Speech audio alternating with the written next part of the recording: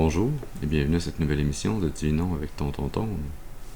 Ce matin, nous allons tirer pour vous l'énergie de la journée du 22 mai 2026. C'est également un tirage intemporel, alors si vous êtes guidé à écouter cette vidéo à une date ultérieure, sachez qu'il devrait y avoir pour vous des informations, un message afin de vous aider et de vous guider tout au long du chemin de l'accomplissement de votre destinée.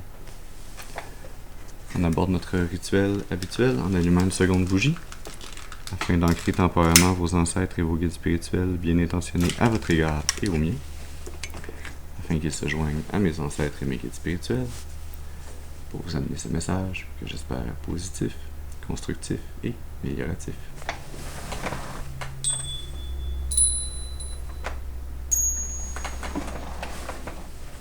Voilà. Un petit peu de difficulté avec la dernière note. Alors, voyons voir quelle énergie, quel message on a pour vous ce matin. Oui, on commence. Ah, mais non, ça en plus, je les ai inversés. On commence avec le tarot emblémata, qui est en fait là. Comme d'habitude, je vous rappelle qu'il est important d'utiliser votre intuition et votre discernement, que tous les messages ne sont pas nécessairement vos messages, et donc il est important de prendre ce qui résonne seulement avec vous et de laisser le reste de côté pour les autres. Ceci dit, allons-y.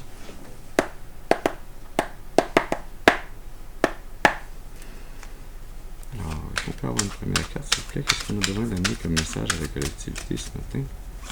Qu'est-ce qu'on a besoin de savoir pour les aider et les guider?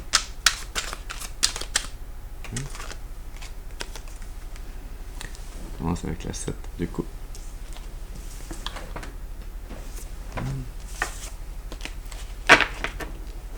Sous le paquet, la 6 de bâton.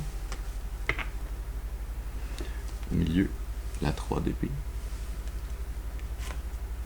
La 3 de coupe avec la 3 d'épée. 33 peut-être une signification particulière pour vous.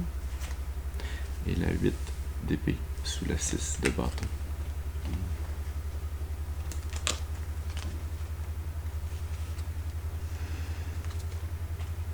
Autour de vous, il y a beaucoup d'illusions, il y a beaucoup de tromperies, de manipulations, de relations qui ne sont pas honnêtes, qui cachent leurs réelles intentions ou leur vraie nature, qui déguisent leur énergie.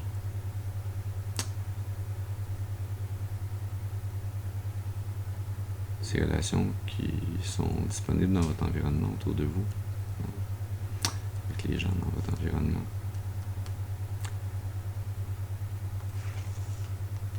Sont des illusions, des leurres,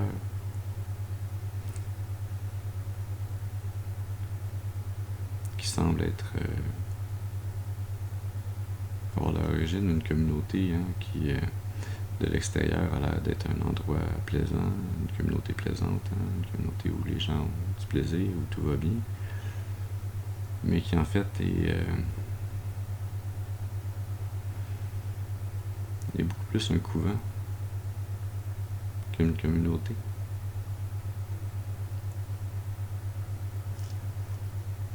Un couvent qui est décidé, déterminé à vous amener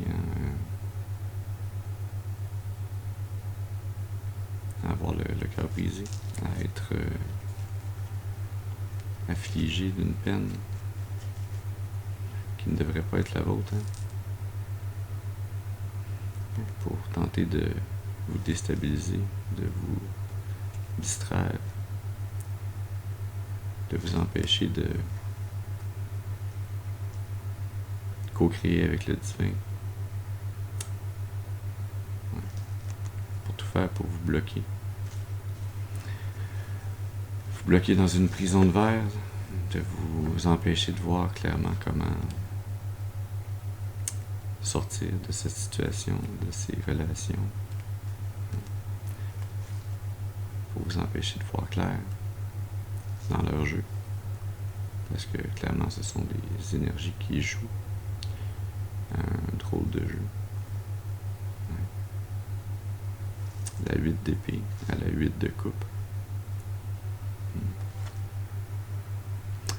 veulent vous empêcher de voir la solution pour sortir de cette prison mentale, de ce labyrinthe de l'âme, qui est de se départir de ces relations illusoires, de ces relations manipulatrices, mensongères, avec la reine d'épée, de protéger votre cœur.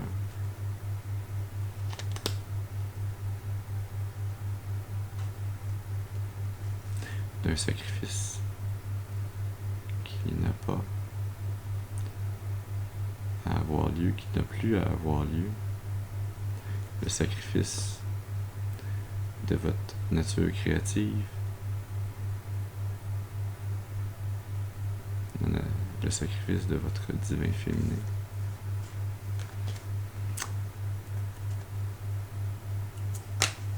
Mais ne vous en faites pas, la 6 de bâton. Vous allez réussir, vous allez obtenir victoire contre ces énergies qui tentent de tout faire dans ce couvent pour vous amener à être brisé, rompu, émotionnellement, mentalement. Ouais. Vous allez triompher, vous allez avoir le succès. Vous allez réussir à vous sortir d'un état de manque, de pauvreté dans lequel on vous a placé en ayant la force, le discernement nécessaire pour refuser les offres relationnelles d'amitié ou d'amour qui ne sont pas alignées avec la volonté divine.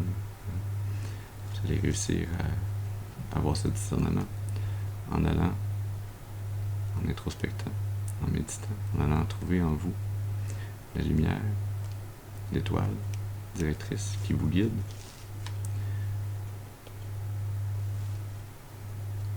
En éclairant les ondes d'ombre en vous. Jusqu'à la 3 de bâton. En étant prêt à entamer un nouveau voyage, un voyage de l'âme, un voyage qui va vous mener un peu hors des sentiers battus, un peu beaucoup. Est-ce qu'on peut avoir une seconde carte, s'il vous plaît? Qu'est-ce qu'on a besoin d'amener d'autres messages à la collectivité ce matin? Qu'est-ce qu'ils ont besoin de savoir pour les aider, les guider? Le caduceus.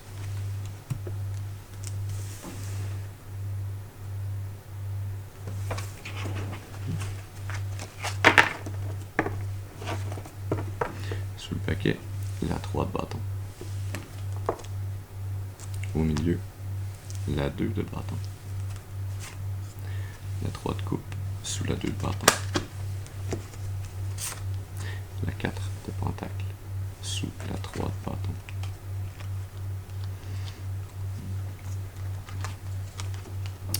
Vous avez en vous ce code divin, c'est comme une empreinte génétique, une empreinte ancestrale, un savoir qui est inné, qui a été placé en vous par le divin à votre naissance. Connaissance innée des codes divins, de la sagesse qu'il y a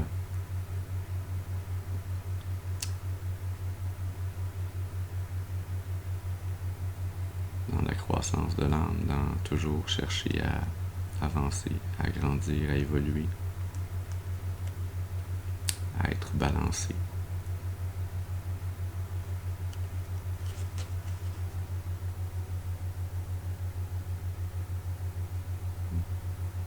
À prendre plaisir avec les autres, mais avec les bonnes personnes, à relever des défis.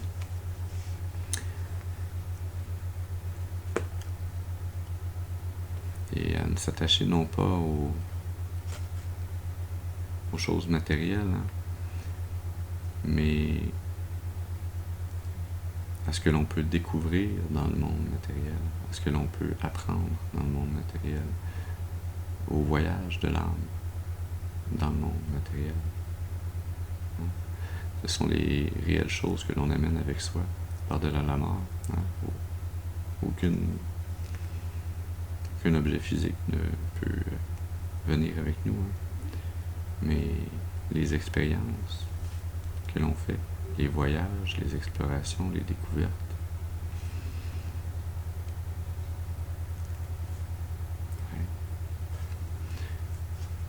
qui nous amènent à clore des cycles et à en entamer des nouveaux, dans un éternel recommencement, dans un éternel apprentissage.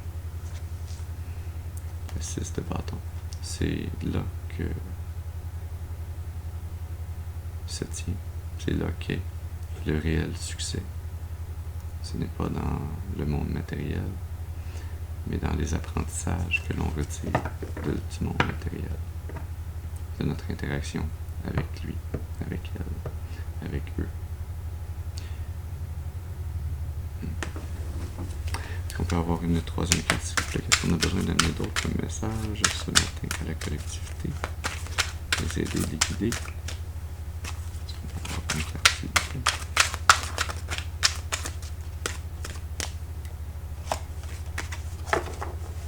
La 9 de bâton.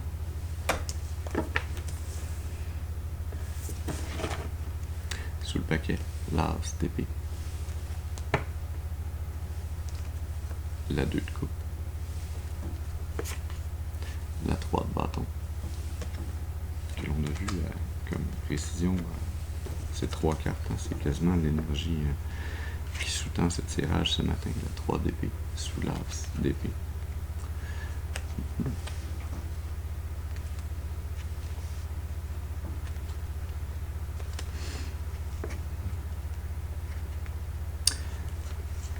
Cette sagesse, c'est savoir ces codes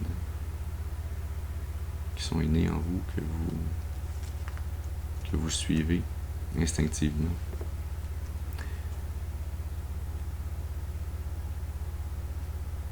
Ils sont là pour vous protéger, c'est comme un bouclier. Une droiture de l'âme, ce respect de ces codes-là qui vous permet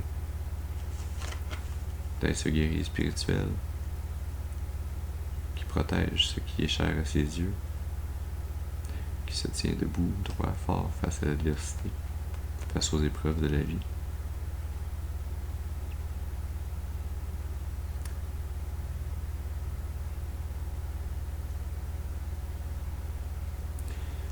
Qui réalise avec cette as d'épée,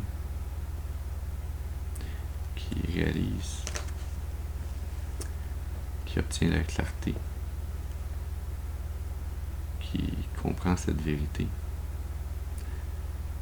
de l'âme, des âmes,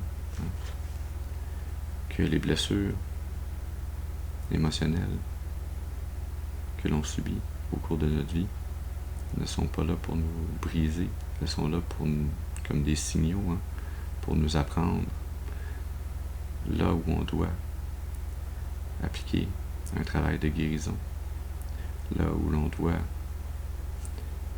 se remettre en question, pour comprendre pourquoi parfois on se sent blessé émotionnellement au même endroit ou de façon récurrente à travers différents événements, différentes interactions avec différentes personnes. Quand on est en relation,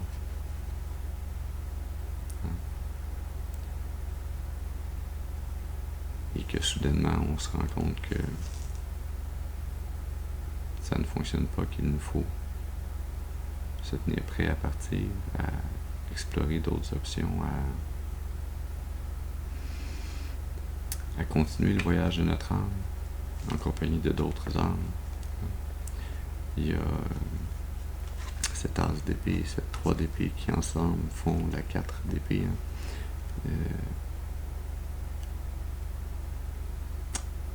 Cette vérité que vous comprendrez ou que vous êtes en train de comprendre, que rien dans le physique n'est éternel,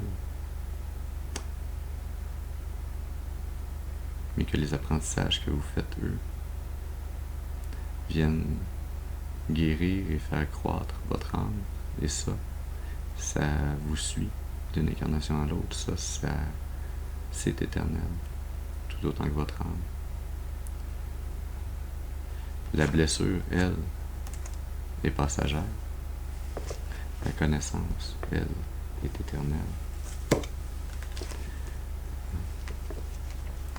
L'union, lui, est passager. Et le voyage, lui, est éternel.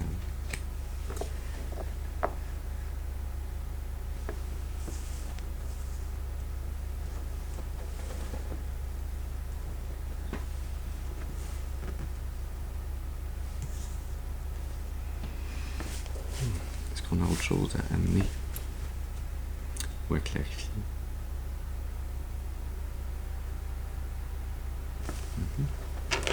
On va utiliser le tarot de tous les jours pour clarifier quelques-unes de ces énergies.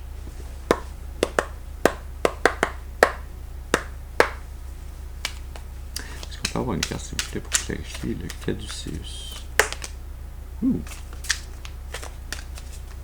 C'est pressé. Le cavalier d'épée. C'est précis, hein? S'il y a une énergie qui est rapide, à part la 8 de bâton, c'est bien le cavalier d'épée.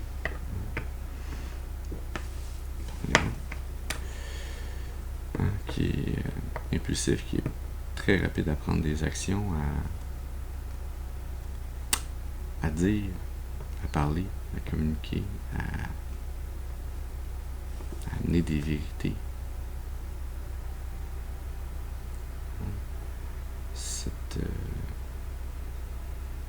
Ces codes, ces savoirs qui sont en vous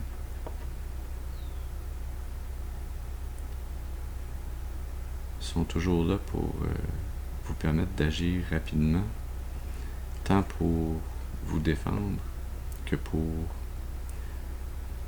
défendre ceux et celles dans votre environnement autour de vous qui ont besoin que vous ameniez ces vérités, même si ces vérités sont parfois dures à entendre, dures à accepter.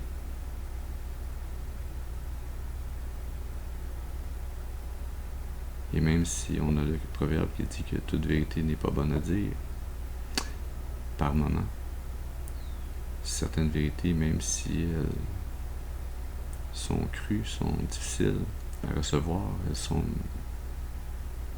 heureusement ou malheureusement nécessaires.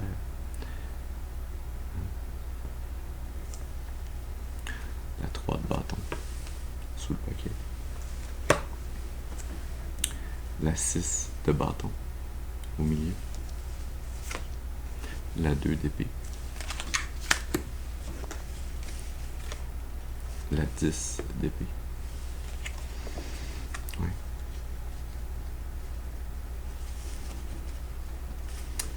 Ces codes, ces lois divines, ces vérités que vous contenez, que vous amenez sans trop avoir à y penser, de façon très instinctive, très impulsive. Vous ne savez pas réellement d'où elles vous viennent, vous avez les yeux bandés. Quand vous êtes face à des décisions difficiles à prendre ou que vous ne connaissez pas, toutes les options qui s'offrent à vous, ces vérités, ces clartés, ces codes divins viennent tout de même vous permettre de réussir, d'avoir confiance en vous,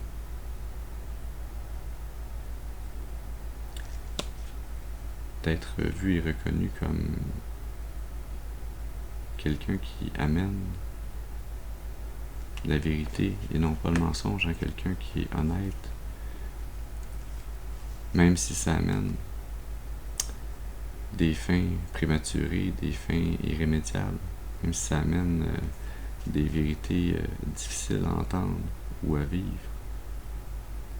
Ultimement, ces vérités difficiles à entendre ou à vivre finissent par amener la paix et le repos aux âmes qui les reçoivent, même si sur le coup, il y a 5 autres épées, elles se sentent comme dans une compétition. C'est comme si vous les challengiez, vous étiez en train de compétitionner avec la vérité qu'elles croyaient être la bonne, leur vérité propre en eux, qui est une vérité comme une autre.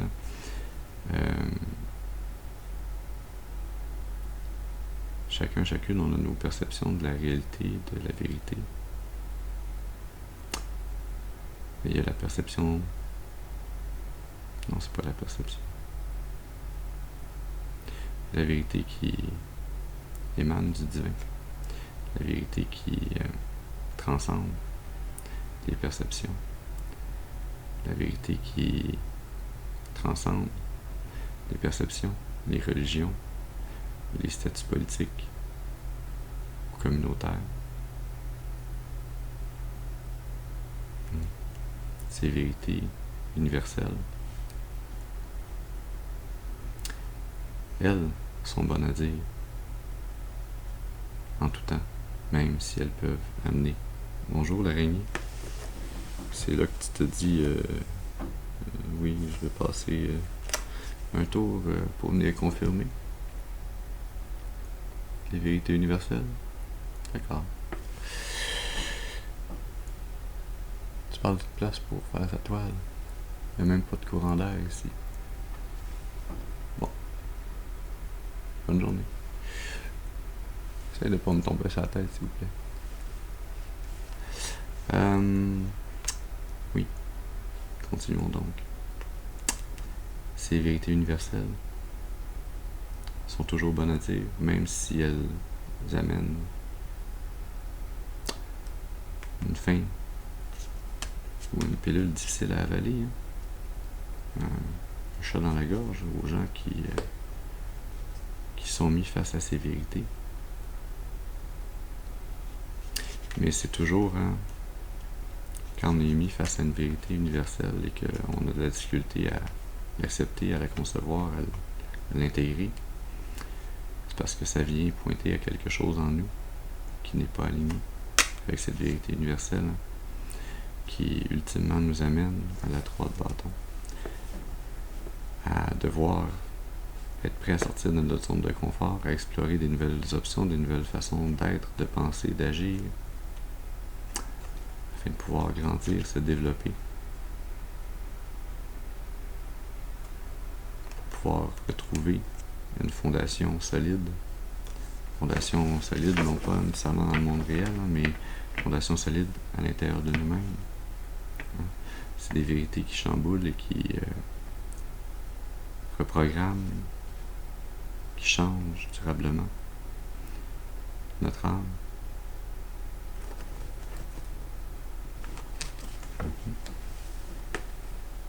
Bon, elle est posée au plafond. Alors, il semblerait que j'ai une araignée au plafond.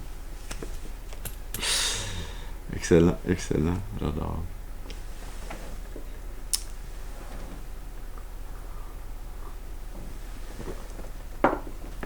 Est-ce qu'on a autre chose à amener comme message ce matin?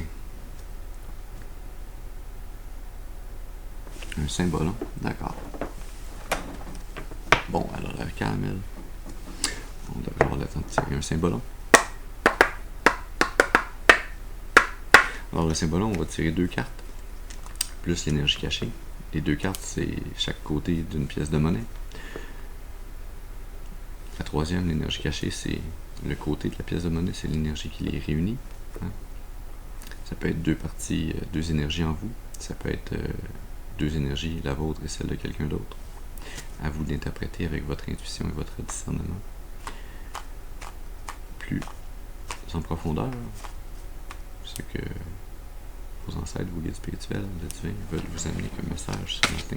Alors, qu'est-ce qu'on a besoin d'amener comme message? Est-ce qu'on peut avoir le premier côté du symbole? Merci, c'était rapide. On a le séducteur.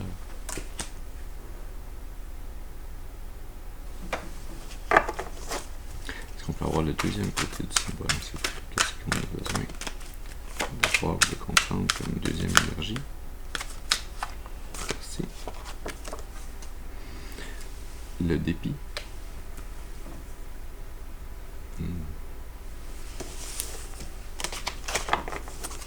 Et l'énergie cachée, l'énergie qui les relie. La captivité.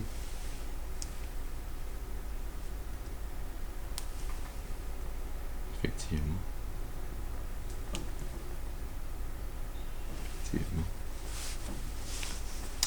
voyez le séducteur, hein, ce vampire qui use de magie noire pour séduire, hein, mais avec force, pour retirer le libre arbitre, hein, pour enfiroiper, comme on dit en bon québécois, pour forcer la main.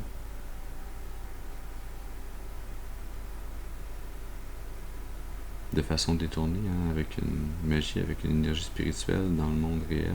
Hein. Cette énergie du séducteur qui manipule au lieu d'aimer. Il est en fait, lui aussi, prisonnier. Hein, et pourquoi il agit ainsi? Parce qu'il n'a pas confiance en ses capacités, en sa vérité. En son identité, il n'a pas confiance qu'il peut être aimé tel qu'il est ou tel qu'elle est.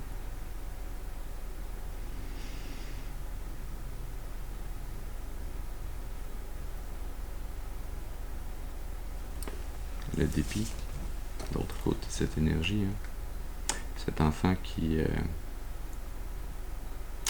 sait qu'il a mal agi, hein, qui a brisé un jouet ou ce qui semble être une épée jouet, hein, qui sait, hein, qui a la conscience. Il a en lui les codes divins. Hein. Il sait de façon innée la différence entre le bien et le mal. Hein. Cette vérité universelle de ce qui est bien ou de ce qui est mal. Il l'a en lui. Mais comme le séducteur, il a de la difficulté à accepter qu'il ait pu mal agir malgré ce code qu'il a en lui. Et au lieu d'accepter d'être réprimandé par sa mère et d'apprendre à changer son comportement, hein, sa mère qui le réprimande non pas pour le rabaisser ou pour lui nuire, hein, mais bien pour lui faire réaliser que son comportement, l'action qu'il a posée, n'était pas aligné avec ce code divin qui était en lui, avec cette connaissance du bien et du mal. Hein. C'est un choix de libre arbitre que l'on fait, hein,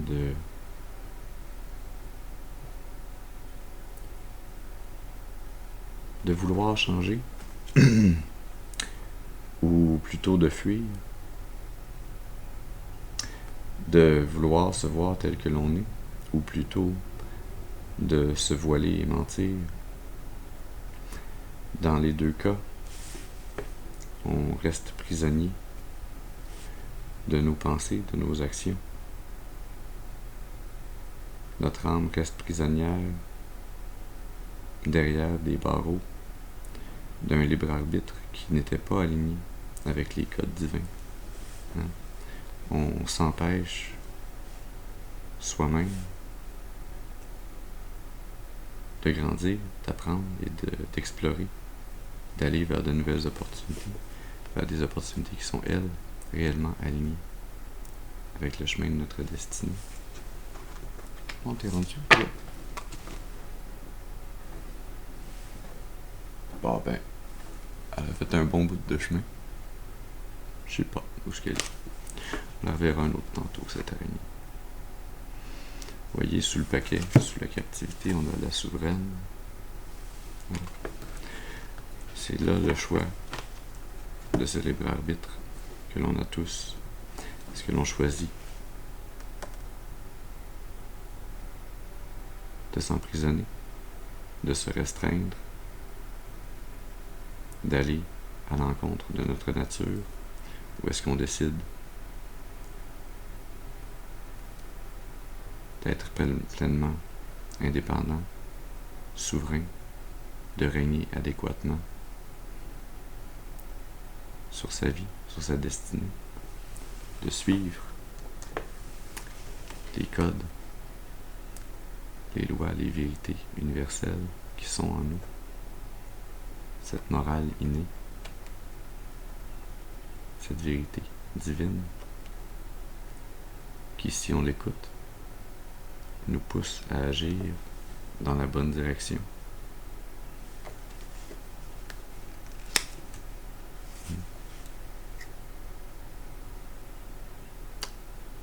Ouais. Alors voilà le message que nous avions pour vous ce matin. J'espère qu'il aura pu vous amener quelques informations, un message, un peu de clarté afin de vous aider, de vous guider tout au long du chemin de l'accomplissement de votre destinée pour votre plus grand bien et le plus grand bien de toute la création. Je vous remercie pour votre présence auprès de moi ce matin. Je vous souhaite une excellente journée et je vous dis à la prochaine. Merci.